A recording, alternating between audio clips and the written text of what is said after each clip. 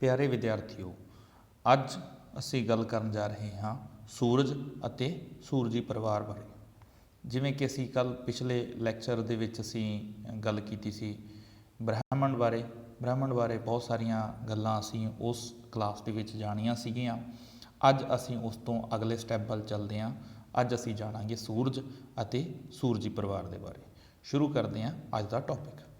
ਸੂਰਜ, ਜਿਵੇਂ ਕਿ ਤੁਹਾਨੂੰ ਪਤਾ ਹੈ ਕਿ ਇਹ ਵੀ ਇੱਕ ਤਾਰਾ ਹੀ ਹੈ ਜੋ ਕਿ ਧਰਤੀ ਦੇ ਸਭ ਤੋਂ ਨੇੜੇ ਹੈ। ਇਸ ਕਰਕੇ ਇਹ ਸਾਨੂੰ ਬਾਕੀ ਤਾਰਿਆਂ ਨਾਲੋਂ ਜ਼ਿਆਦਾ ਵੱਡਾ ਦਿਖਾਈ ਦਿੰਦਾ ਹੈ ਅਤੇ ਜ਼ਿਆਦਾ ਚਮਕਦਾ ਹੋਇਆ ਦਿਖਾਈ ਦਿੰਦਾ ਹੈ। ਇਨਫੈਕਟ ਜਿਹੜੀ ਸਾਡੀ ਧਰਤੀ ਹੈ ਉਹ ਸੂਰਜੀ ਪਰਿਵਾਰ ਦਾ ਹੀ ਇੱਕ ਹਿੱਸਾ ਹੈ। ਸੂਰਜ ਹੈ ਜੋ ਉਹ ਸਾਡੀ ਧਰਤੀ ਤੋਂ ਲਗਭਗ 15 ਕਰੋੜ ਕਿਲੋਮੀਟਰ ਦੂਰ ਹੈ। ਆਓ ਪਹਿਲਾਂ ਅਸੀਂ ਜਾਣਦੇ ਹਾਂ ਕਿ ਸੂਰਜ, ਜਿਹੜੀ ਕੱਲ੍ਹ ਅਸੀਂ ਆਕਾਸ਼ ਗੰਗਾ ਦੀ ਗੱਲ ਕੀਤੀ ਸੀ, ਉਸ ਆਕਾਸ਼ ਗੰਗਾ ਦੇ ਵਿੱਚ ਸਾਡਾ ਸੂਰਜ ਕਿੱਥੇ ਸਥਿਤ ਹੈ। ਜਿਵੇਂ ਕਿ ਤੁਸੀਂ ਇਸ ਤਸਵੀਰ ਰਾਹੀਂ ਦੇਖ ਸਕਦੇ ਹੋ ਕਿ ਇਹ ਤਸਵੀਰ ਹੈ ਜੋ ਇਹ ਸਾਡੀ ਆਕਾਸ਼ ਗੰਗਾ ਮਿਲਕੀ ਵੇ ਦੀ ਹੈ। ਮਿਲਕੀ ਵੇ ਦੇ ਬਿਲਕੁਲ ਸੈਂਟਰ ਦੇ ਵਿੱਚ ਜਿੱਥੇ ਮਾਰਕ ਹੈ ਤੁਸੀਂ ਦੇਖ ਸਕਦੇ ਹੋ ਮਿਲਕੀ ਵੇ ਸੈਂਟਰ, ਔਰ ਉਸ ਤੋਂ 80,000 ਲਾਈਟ ਈਅਰ ਦੂਰ ਇੱਕ ਪਾਸੇ ਕੋਨੇ ਦੇ ਵਿੱਚ ਸਨ ਲਿਖਿਆ ਹੋਇਆ ਤੁਹਾਨੂੰ ਦਿਖਾਈ ਦੇ ਰਿਹਾ ਹੋਵੇਗਾ। ਇਹ ਸਾਡਾ ਸੂਰਜ ਹੈ ਜੋ ਕਿ ਮਿਲਕੀ ਵੇ ਜੋ ਸਾਡੀ ਆਕਾਸ਼ ਗੰਗਾ ਹੈ ਉਸ ਦੇ ਸੈਂਟਰ ਤੋਂ ਲਗਭਗ 80,000 ਲਾਈਟ ਈਅਰ ਦੂਰ ਹੈ। ਲਾਈਟ ਈਅਰ ਦੇ ਬਾਰੇ 'ਚ ਕੱਲ੍ਹ ਅਸੀਂ ਜਾਣਿਆ ਸੀ ਕਿ ਲਾਈਟ ਈਅਰ ਕਿੰਨੀ ਦੂਰੀ ਹੁੰਦੀ ਹੈ।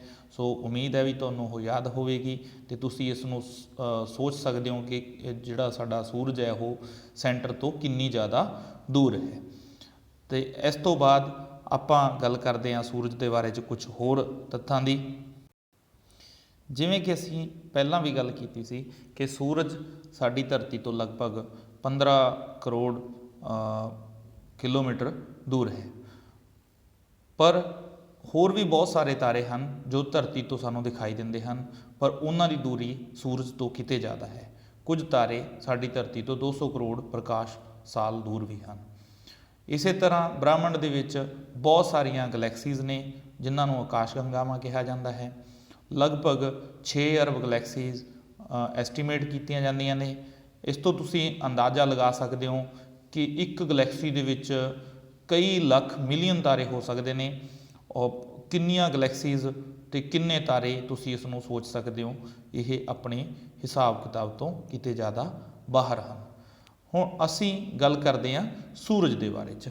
ਸੂਰਜ ਜੋ ਕਿ ਸਾਡੀ ਸੂਰਜੀ ਪਰਿਵਾਰ, ਸਾਡੇ ਜੋ ਅਧਿਐਨ ਦਾ ਵਿਸ਼ਾ ਹੈ ਉਸ ਦਾ ਕੇਂਦਰ ਹੈ। ਇਸ ਦੇ ਬਾਰੇ 'ਚ ਅਸੀਂ ਜਾਣਦੇ ਹਾਂ ਸੂਰਜ ਜੋ ਕਿ ਬਹੁਤ ਵੱਡਾ ਅਤੇ ਅਤਿਅੰਤ ਗਰਮ ਹੈ, ਪਰੰਤੂ ਇਸ ਦੀ ਗਰਮੀ ਧਰਤੀ ਤੋਂ ਬਹੁਤ ਜ਼ਿਆਦਾ ਦੂਰੀ ਕਰਕੇ ਮਹਿਸੂਸ ਨਹੀਂ ਹੁੰਦੀ।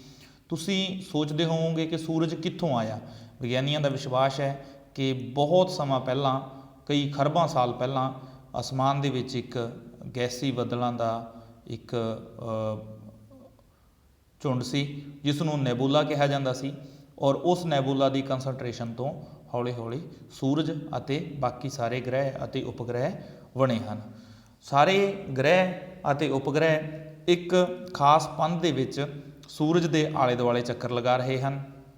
ਸੂਰਜ ਜੋ ਕਿ ਬਹੁਤ ਵੱਡਾ ਇੱਕ ਊਰਜਾ ਦਾ ਸੋਮਾ ਹੈ, ਉਸ ਦੇ ਉੱਪਰ ਲਗਾਤਾਰ ਹਾਈਡਰੋਜਨ ਜੋ ਗੈਸ ਹੈ ਉਹ ਹੀਲੀਅਮ ਦੇ ਵਿੱਚ ਬਦਲਦੀ ਰਹਿੰਦੀ ਹੈ, ਜਿਸ ਕਾਰਨ ਕਿ ਬਹੁਤ ਭਾਰੀ ਮਾਤਰਾ ਦੇ ਵਿੱਚ ਊਰਜਾ ਦੀ ਉਤਪੱਤੀ ਹੁੰਦੀ ਹੈ। ਸੂਰਜ ਦੇ ਉੱਪਰ, ਸੂਰਜ ਦੀ ਜੋ ਸਰਫੇਸ ਹੈ ਉਸ ਦੇ ਉੱਪਰ ਲਗਾਤਾਰ ਬਹੁਤ ਵੱਡੇ ਵੱਡੇ ਬਲਾਸਟ ਗੈਸਾਂ ਦੇ ਹਾਈਡਰੋਜਨ ਟੂ ਹੀਲੀਅਮ ਜਦੋਂ ਕਨਵਰਟ ਹੁੰਦੀ ਹੈ, ਬਹੁਤ ਜ਼ਿਆਦਾ ਵੱਡੇ ਬਲਾਸਟ ਹੁੰਦੇ ਹਨ। ਉਸ ਨੂੰ ਅਸੀਂ ਇੱਕ ਵੀਡੀਓ ਦੇ ਰਾਹੀਂ ਇੱਥੇ ਦੇਖਾਂਗੇ।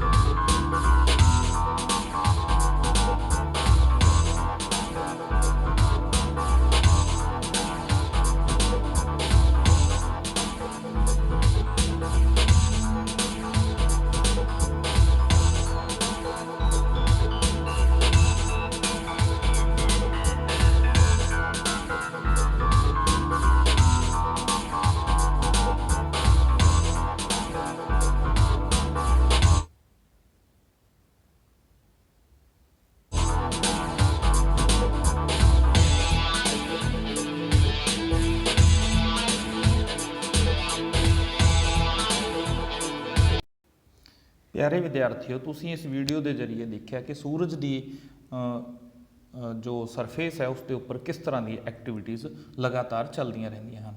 ਬਹੁਤ ਵੱਡੇ ਵੱਡੇ ਗੈਸ ਦੇ ਬੱਦਲ ਉੱਥੋਂ ਫਟਦੇ ਰਹਿੰਦੇ ਹਨ, ਜੋ ਕਿ ਇੱਕ ਬਹੁਤ ਜ਼ਿਆਦਾ ਹੀਟ ਆਪਣੇ ਨਾਲ ਲੈ ਕੇ ਪੂਰੇ ਸੂਰਜੀ ਪਰਿਵਾਰ ਦੇ ਵਿੱਚ ਘੁੰਮਦੇ ਰਹਿੰਦੇ ਹਨ, ਔਰ ਕਈ ਵਾਰ ਇਹ ਧਰਤੀ ਦੇ ਜੋ ਵਾਯੂਮੰਡਲ ਹੈ ਉਸ ਦੇ ਵਿੱਚ ਵੀ ਪ੍ਰਵੇਸ਼ ਕਰਦੇ ਹਨ, ਜਿਸ ਨੂੰ ਕਿ ਉੱਤਰੀ ਅਤੇ ਦੱਖਣੀ ਧਰੁਵ ਦੇ ਉੱਪਰ ਦੇਖਿਆ ਜਾਂਦਾ ਹੈ ਅਤੇ ਉੱਥੇ ਇਸ ਨੂੰ ਅਰੋਰਾ ਕਿਹਾ ਜਾਂਦਾ ਹੈ। ਔਰ ਜਦੋਂ ਇਹ ਧਰਤੀ ਦੇ ਵਾਯੂਮੰਡਲ ਦੇ ਵਿੱਚ ਪ੍ਰਵੇਸ਼ ਕਰਦੇ ਹਨ ਤਾਂ ਬਹੁਤ ਖੂਬਸੂਰਤ ਇੱਕ ਰੌਸ਼ਨੀ ਇਹਨਾਂ ਫਲੇਮਸ ਨਾਲ ਬਣਦੀ ਹੈ, ਜਿਸ ਨੂੰ ਕਿ ਆਪਾਂ ਇੱਕ ਪਿਕਚਰ ਦੇ ਜ਼ਰੀਏ ਇਸ ਪਿਕਚਰ ਦੇ ਜ਼ਰੀਏ ਤੁਸੀਂ ਦੇਖ ਸਕਦੇ ਹੋ ਕਿ ਇਹ ਜੋ ਰੌਸ਼ਨੀ ਹੈ, ਰੰਗ ਬਰੰਗੀ ਰੌਸ਼ਨੀ, ਇਹ ਸੂਰਜੀ ਸਰਫੇਸ ਤੋਂ ਆਏ ਹੋਏ ਜਿਹੜੇ ਲਾਪਟਾਂ ਨੇ ਉਹ ਜਦੋਂ ਆਪਣਾ ਧਰਤੀ ਦੇ ਵਾਯੂਮੰਡਲ ਦੇ ਵਿੱਚ ਪ੍ਰਵੇਸ਼ ਕਰਦੀਆਂ ਨੇ ਤਾਂ ਉਸ ਸਮੇਂ ਰਗੜ ਦੇ ਨਾਲ ਇਹੋ ਜਿਹੀ ਰੌਸ਼ਨੀ ਉੱਥੇ ਪੈਦਾ ਹੁੰਦੀ ਹੈ। ਇਸ ਨੂੰ ਅਰੋਰਾ ਕਿਹਾ ਜਾਂਦਾ ਹੈ। ਇਹ ਉੱਤਰੀ ਅਤੇ ਦੱਖਣੀ ਧਰੁਵ ਦੇ ਉੱਪਰ ਦਿਖਾਈ ਦਿੰਦਾ ਹੈ। ਇਸ ਤਰ੍ਹਾਂ ਅਸੀਂ ਸੂਰਜ ਦੇ ਬਾਰੇ 'ਚ ਕਾਫੀ ਕੁਝ ਜਾਣਿਆ ਹੈ ਅਤੇ ਇਸ ਦੇ ਨਾਲ ਹੀ ਜੋ ਅਗਲੀ ਯਾਦ ਰੱਖਣ ਯੋਗ ਗੱਲ ਹੈ ਕਿ ਸੂਰਜ ਸਾਰੇ ਸੂਰਜੀ ਪਰਿਵਾਰ ਦਾ ਮੁਖੀ ਹੈ ਅਤੇ ਬਾਕੀ ਸਾਰੇ ਗ੍ਰਹਿ ਅਤੇ ਉਪਗ੍ਰਹਿ ਇਸ ਸੂਰਜ ਦੇ ਦੁਆਲੇ ਚੱਕਰ ਲਗਾਉਂਦੇ ਹਨ। ਸਾਰੇ ਹੀ ਆਬਜੈਕਟ ਜੋ ਅਸਮਾਨ ਦੇ ਵਿੱਚ ਘੁੰਮ ਰਹੇ ਹਨ, ਯਾਦ ਰੱਖਣਾ ਉਹ ਦੋ ਤਰ੍ਹਾਂ ਦੀਆਂ ਗਤੀਆਂ ਕਰਦੇ ਹਨ, ਇੱਕ ਆਪਣੇ ਧੁਰੇ ਦੇ ਉੱਪਰ ਅਤੇ ਇੱਕ ਕਿਸੇ ਪੁਆਇੰਟ ਨੂੰ ਸੈਂਟਰ ਰੱਖ ਕੇ ਉਸ ਦੇ ਆਲੇ ਦੁਆਲੇ, ਦੋ ਤਰ੍ਹਾਂ ਦੀਆਂ ਗਤੀਆਂ ਕਰਦੇ ਹਨ। ਇਸ ਨੂੰ ਆਪਾਂ ਆਉਣ ਵਾਲੇ ਅਗਲੇ ਪਾਠਾਂ ਦੇ ਵਿੱਚ ਹੋਰ ਜ਼ਿਆਦਾ ਵਿਸਤਾਰ ਨਾਲ ਪੜ੍ਹਾਂਗੇ, ਜਦੋਂ ਧਰਤੀ ਦੀਆਂ ਗਤੀਆਂ ਦੇ ਬਾਰੇ 'ਚ ਅਸੀਂ ਜਾਣਕਾਰੀ ਲਵਾਂਗੇ। ਹੁਣ ਅਸੀਂ ਗੱਲ ਕਰਦੇ ਹਾਂ ਸੂਰਜੀ ਪਰਿਵਾਰ ਬਾਰੇ। ਬੱਚਿਓ, ਸੂਰਜੀ ਪਰਿਵਾਰ ਦੇ ਵਿੱਚ ਬਹੁਤ ਸਾਰੇ ਆਬਜੈਕਟ ਸ਼ਾਮਲ ਨੇ, ਜਿਨ੍ਹਾਂ ਦੇ ਵਿੱਚੋਂ ਮੁੱਖ ਹਨ ਗ੍ਰਹਿ, ਜਿਨ੍ਹਾਂ ਨੂੰ ਇੰਗਲਿਸ਼ ਦੇ ਵਿੱਚ ਪਲੈਨਟ ਕਿਹਾ ਜਾਂਦਾ ਹੈ। ਪਲੈਨਟ ਜਿਹੜਾ ਯੂਨਾਨੀ ਭਾਸ਼ਾ ਦਾ ਸ਼ਬਦ ਹੈ, ਜਿਸ ਦਾ ਅਰਥ ਹੁੰਦਾ ਹੈ ਕੋਈ ਘੁੰਮਣ ਵਾਲੀ ਚੀਜ਼। ਗ੍ਰਹਿ ਪੁਲਾੜ ਦੇ ਵਿੱਚ ਇੱਕ ਨਿਸ਼ਚਿਤ ਮਾਰਗ ਦੇ ਵਿੱਚ ਸੂਰਜ ਦੁਆਲੇ ਘੁੰਮਦੇ ਠੋਸ ਜਾਂ ਗੈਸੀ ਗੋਲੇ ਹਨ। ਗ੍ਰਹਿਾਂ ਉੱਤੇ ਸੂਰਜ ਦੀ ਰੋਸ਼ਨੀ ਪੈਣ ਕਾਰਨ ਹੀ ਗ੍ਰਹਿ ਚਮਕਦੇ ਹੋਏ ਨਜ਼ਰ ਆਉਂਦੇ ਹਨ। ਸਾਡੇ ਸੂਰਜੀ ਪਰਿਵਾਰ ਦੇ ਵਿੱਚ 8 ਗ੍ਰਹਿ ਹਨ। ਸੂਰਜ ਤੋਂ ਦੂਰੀ ਦੇ ਅਨੁਸਾਰ ਇਹਨਾਂ ਦਾ ਨਾਮ ਯਾਦ ਰੱਖਣ ਦਾ ਇੱਕ ਸਰਲ ਤਰੀਕਾ ਇੱਥੇ ਬਣਾਇਆ ਗਿਆ ਹੈ। ਮਾਈ ਵੈਰੀ ਐਫੀਸ਼ੀਐਂਟ ਮਦਰ ਜਸਟ ਸਰਵ ਅਸ ਨਟਸ। ਇਸ ਵਾਕ ਦੇ ਪਹਿਲੇ ਅੱਖਰਾਂ ਤੋਂ ਅਸੀਂ ਸਾਰੇ ਹੀ ਗ੍ਰਹਿਾਂ ਦੇ ਨਾਮ ਇੱਥੇ ਬਣਾ ਸਕਦੇ ਹਾਂ। ਇਸ ਤੋਂ ਅੱਗੇ ਜਾਣਕਾਰੀ ਲੈਣ ਦੇ ਲਈ ਅਸੀਂ ਇੱਕ ਵੀਡੀਓ ਦੇ ਜ਼ਰੀਏ ਦੇਖਦੇ ਹਾਂ ਕਿ ਕੀ ਜੋ ਗ੍ਰਹਿ ਹਨ ਉਹਨਾਂ ਦੇ ਬਾਰੇ 'ਚ ਅਸੀਂ ਹੋਰ ਜ਼ਿਆਦਾ ਜਾਣਕਾਰੀ ਇੱਥੇ ਪ੍ਰਾਪਤ ਕਰਾਂਗੇ।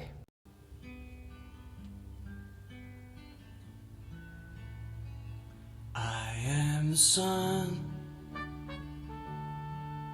I'm a burning ball of fire. I'm very big indeed. Life on earth depends on me. I am the sun.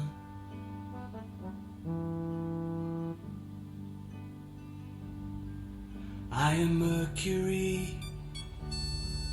I'm the closest planet to the sun.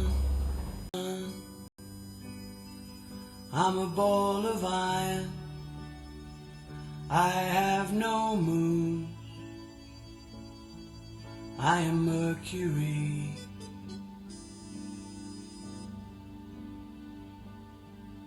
I am Venus. I'm the same size as the earth, but I spin the other way and much more slowly. I have no water. I am Venus. I am the earth, the place where we all live.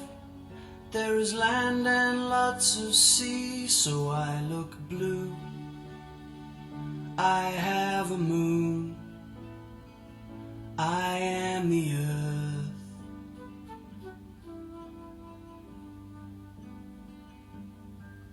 I am Mars. I'm a rocky red planet. My mountains are the highest in our solar system. I have 2 moons. I am Mars.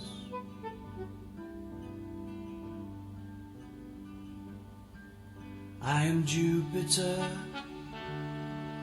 I'm a gas giant. I'm the biggest, and I spin the fastest. I have the biggest moon. I am Jupiter.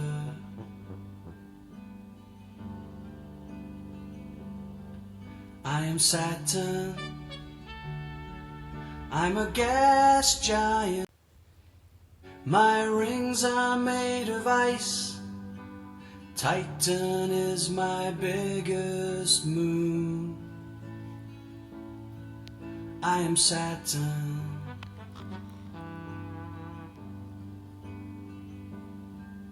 I am Uranus. I'm an icy gas giant. I'm the coldest planet in our solar system. And I have rings made of dust. I am Uranus.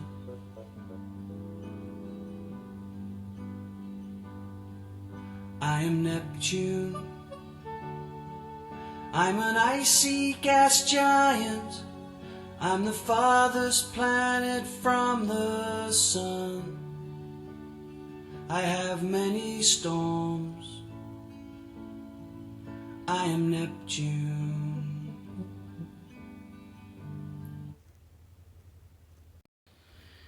ਪਿਆਰੇ ਵਿਦਿਆਰਥੀਓ, ਅਸੀਂ ਇਸ video ਦੇ ਜ਼ਰੀਏ ਜਾਣਿਆ ਕਿ ਸਾਰੇ ਗ੍ਰਹਿਾਂ ਦੀਆਂ ਕੁਝ ਖਾਸ ਗੱਲਾਂ ਨੇ। ਉਹਨਾਂ ਦੇ ਬਾਰੇ 'ਚ ਆਓ ਥੋੜ੍ਹਾ ਹੋਰ ਜ਼ਿਆਦਾ ਜਾਣਦੇ ਹਾਂ।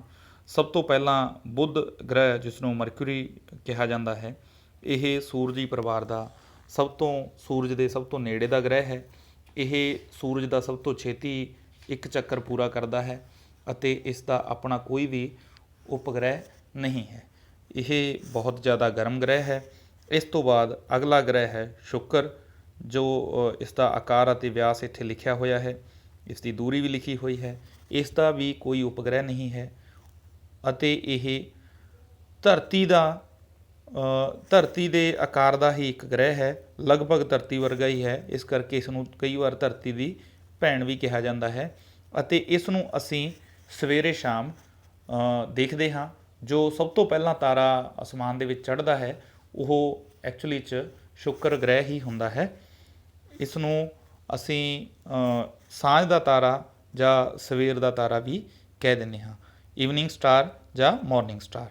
ਇਸ ਤੋਂ ਅਗਲਾ ਗ੍ਰਹਿ ਹੈ ਧਰਤੀ। ਇਸ ਦੇ ਬਾਰੇ 'ਚ ਇਨਫੈਕਟ ਅਸੀਂ ਬਹੁਤ ਕੁਝ ਜਾਣਦੇ ਹਾਂ ਅਤੇ ਬਹੁਤ ਕੁਝ ਅਗਲੀਆਂ ਕਲਾਸਾਂ ਦੇ ਵਿੱਚ, ਅਗਲੇ ਪਾਠਾਂ ਦੇ ਵਿੱਚ ਜਾਣਾਂਗੇ। ਧਰਤੀ ਦਾ ਜੋ ਇੱਕ ਉਪਗ੍ਰਹਿ ਹੈ, ਇਸ ਦਾ ਨਾਮ ਹੈ ਇਸ ਤੋਂ ਅਗਲਾ ਗ੍ਰਹਿ ਹੈ ਮੰਗਲ, ਜਿਸ ਨੂੰ ਮਾਰਸ ਕਿਹਾ ਜਾਂਦਾ ਹੈ। ਇਹ ਧਰਤੀ ਤੋਂ ਅਗਲਾ ਗ੍ਰਹਿ ਹੈ ਕਰਮ ਦੇ ਵਿੱਚ। ਮੈਂ ਇਸ ਦੀ ਇੱਕ ਵੀਡੀਓ ਦੇ ਜ਼ਰੀਏ ਵੀ ਤੁਸੀਂ ਦੇਖਿਆ ਹੋਵੇਗਾ ਕਿ ਧਰਤੀ ਤੋਂ ਬਾਅਦ ਜੋ ਆਉਣ ਵਾਲਾ ਗ੍ਰਹਿ ਹੈ ਉਹ ਹੈ ਮੰਗਲ।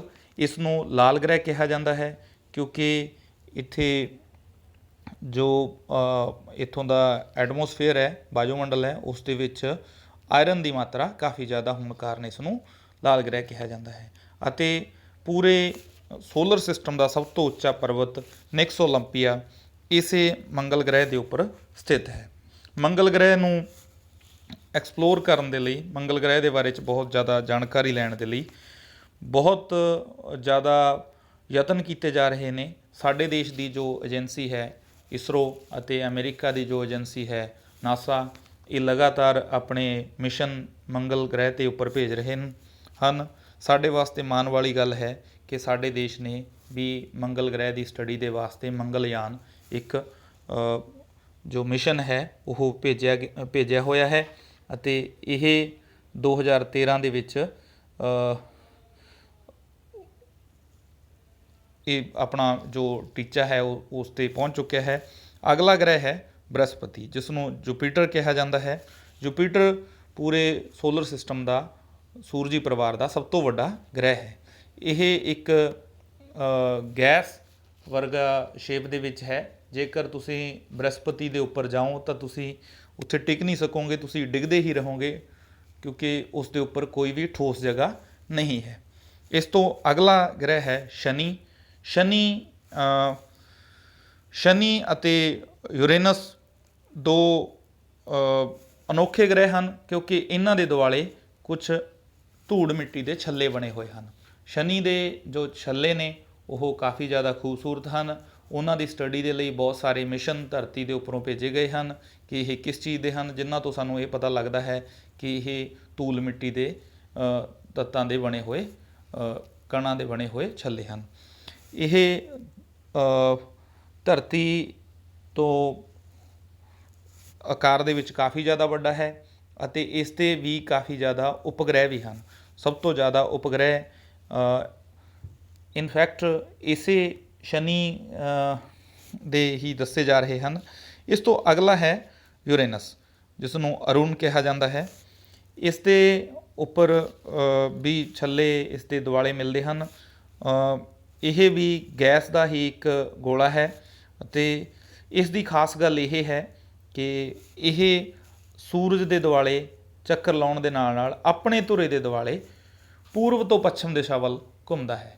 ਇਹ ਦੋ ਗ੍ਰਹਿ ਹਨ ਪੂਰੇ ਸੋਲਰ ਸਿਸਟਮ ਦੇ ਵਿੱਚ ਜੋ ਪੂਰਬ ਤੋਂ ਪੱਛਮ ਦਿਸ਼ਾ ਵੱਲ ਘੁੰਮਦੇ ਹਨ। ਸਭ ਤੋਂ ਪਹਿਲਾ ਹੈ ਸ਼ੁੱਕਰ ਗ੍ਰਹਿ ਅਤੇ ਦੂਸਰਾ ਹੈ ਯੂਰੇਨਸ। ਯਾਦ ਰੱਖਣਾ ਹੈ, ਬਹੁਤ ਜ਼ਿਆਦਾ ਇੰਪੋਰਟੈਂਟ ਕੁਐਸਚਨ ਹੈ ਜੀਕੇ ਦਾ, ਤੁਹਾਡੇ ਤੋਂ ਪੁੱਛਿਆ ਜਾਏਗਾ ਅੱਗੇ। ਉਸ ਤੋਂ ਅਗਲਾ ਲਾਸਟ ਗ੍ਰਹਿ ਹੈ ਵਰੁਣ, ਜਿਸ ਨੂੰ ਨੈਪਚੂਨ ਕਿਹਾ ਜਾਂਦਾ ਹੈ। ਇਹ ਆਪਣੇ ਸੂਰਜੀ ਪਰਿਵਾਰ ਦਾ ਆਖਰੀ ਗ੍ਰਹਿ ਹੈ ਔਰ ਇਹ ਸੂਰਜ ਦੇ ਦੁਆਲੇ ਇੱਕ ਚੱਕਰ ਲਗਭਗ 165 ਸਾਲਾਂ ਦੇ ਵਿੱਚ ਲਾਉਂਦਾ ਹੈ। ਇਸ ਦੀ ਜੋ ਐਟਮੋਸਫੇਅਰ ਹੈ ਉਸ ਦੇ ਵਿੱਚ ਮਿਥੇਨ ਗੈਸ ਦੀ ਬਹੁਤ ਭਾਰੀ ਮਾਤਰਾ ਹੈ। ਇਸ ਦੇ 13 ਉਪਗ੍ਰਹਿ ਹਨ ਅਤੇ ਇਸ ਤੋਂ ਬਾਅਦ ਅਗਲਾ ਇੱਕ ਗ੍ਰਹਿ ਪਹਿਲਾਂ ਜਿਸ ਨੂੰ ਕਦੇ ਮੰਨਿਆ ਜਾਂਦਾ ਸੀ ਬਟ ਹੁਣ ਨਹੀਂ ਮੰਨਿਆ ਜਾਂਦਾ, ਉਹ ਹੈ ਪਲੇਟੋ। ਪਲੇਟੋ ਨੂੰ ਅੱਜ ਕੱਲ੍ਹ ਇੱਕ ਬੌਨਾ ਗ੍ਰਹਿ ਕਿਹਾ ਜਾਂਦਾ ਹੈ, ਕਿਉਂਕਿ ਇਹ ਜੋ ਨੈਪਚੂਨ ਹੈ ਉਸ ਦੀ ਜਿਹੜੀ ਔਰਬਿਟ ਹੈ ਉਸ ਨੂੰ ਓਵਰਲੈਪ ਕਰਦਾ ਹੈ। ਇਸ ਦੇ ਨਾਲ ਹੀ ਬੱਚਿਓ ਅਸੀਂ ਗ੍ਰਹਿਾਂ ਦੇ ਬਾਰੇ 'ਚ ਕਾਫੀ ਕੁਛ ਇੱਥੇ ਜਾਣਕਾਰੀ ਪ੍ਰਾਪਤ ਕੀਤੀ ਹੈ। ਤੁਸੀਂ ਇਸ ਨੂੰ ਉਮੀਦ ਹੈ ਵੀ ਬਹੁਤ ਧਿਆਨ ਨਾਲ ਸੁਣਿਆ ਹੋਵੇਗਾ ਅਤੇ ਆਉਣ ਵਾਲੇ ਦਿਨਾਂ ਦੇ ਵਿੱਚ ਆਪਾਂ ਅਗਲਾ ਜੋ ਟੌਪਿਕ ਹੈ ਉਸ ਦੇ ਬਾਰੇ 'ਚ ਚਰਚਾ ਕਰਾਂਗੇ। ਉਪਗ੍ਰਹਿ ਅਤੇ ਉਲਕਾ ਪਿੰਡ, ਉਹਨਾਂ ਦੇ ਬਾਰੇ 'ਚ ਆਪਾਂ ਅਗਲੀ ਕਲਾਸ ਦੇ ਵਿੱਚ ਚਰਚਾ ਕਰਾਂਗੇ। ਤਦ ਤੱਕ ਦੇ ਲਈ ਤੁਸੀਂ ਇਸ ਲੈਕਚਰ ਨੂੰ ਧਿਆਨ ਨਾਲ ਸੁਣਨਾ ਹੈ ਅਤੇ ਉਮੀਦ ਹੈ ਵੀ ਇਸ ਦੇ ਵਿੱਚੋਂ ਤੁਹਾਨੂੰ ਕਾਫੀ ਕੁਛ ਨਵਾਂ ਸਿੱਖਣ ਨੂੰ ਮਿਲਿਆ ਹੋਵੇਗਾ। Thank you.